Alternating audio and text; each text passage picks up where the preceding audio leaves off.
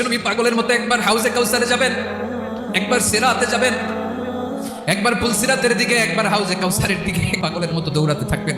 তার কোনো গুনাহগার উম্মত যাতে জাহান্নামে ঢুকে না যায়, সেদিন কেউ সুপারিশ করতে পারবে না বিশ্বনবী ছাড়া। কিয়ামতের ময়দানে ওই বিভীষিকাময় সময়ে মুসিবতের কালে মানুষগুলো পাগল হয়ে বিশ্বনবীকে খুঁজতে আরম্ভ করবে। সবাই মিলে বিশ্বনবীর কাছে যেয়ে বলবে, ইয়া রাহমাতাল লিল আলামিন, ইয়া খাতামান নবীন, রাহমাতাল লিল আলামিন। দেখেন আমাদের কি অবস্থা, কি কঠিন বিপদে আমরা আছি, দাঁড়াতে পারি না, সূর্যের আলোতে ঘেমে হয়রান।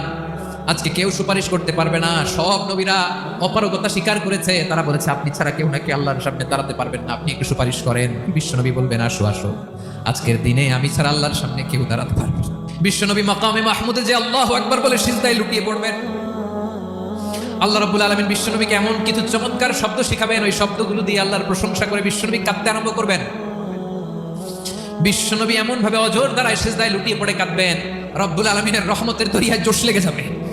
রব্বুল আলামিন এই দৃশ্য থেকে সহ্য করতে পারবেন না। রব্বুল আলামিন বলবেন, ইয়া মুহাম্মদ ইরফা রাসাক, ও নবী আপনি মাথা তোলেন, মাথা তোলেন, আপনার কান্না আমি সহ্য করতে পারি না। নবী আপনি মাথা তোলেন, সাল তুতা, আজকে আপনি যা চাবেন তাই দেব।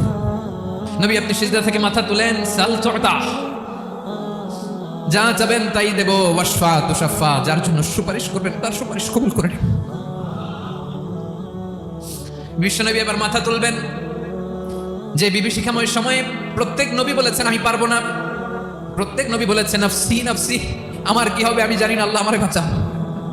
প্রতিটি নবী বলবেন নাফসি নাফসি, আল্লাহ তুমি আমারে বাঁচাও, আমারে বাঁচাও। বিশ্বনবী মাথা তুলবেন, তুলে বলবেন রব্বি হাবলি উম্মতি, আল্লাহ তুমি আমার গুনাহগার উম্মতকে বাঁচাও।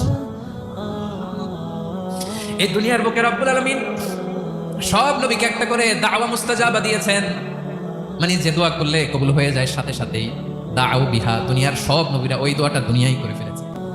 সব নবীকে আল্লাহ একটা করে দোয়া দিয়েছেন, নবী দোয়া করলেই কবুল, সব নবীরা ওই দোয়া করে ফেলেছে দুনিয়াতে।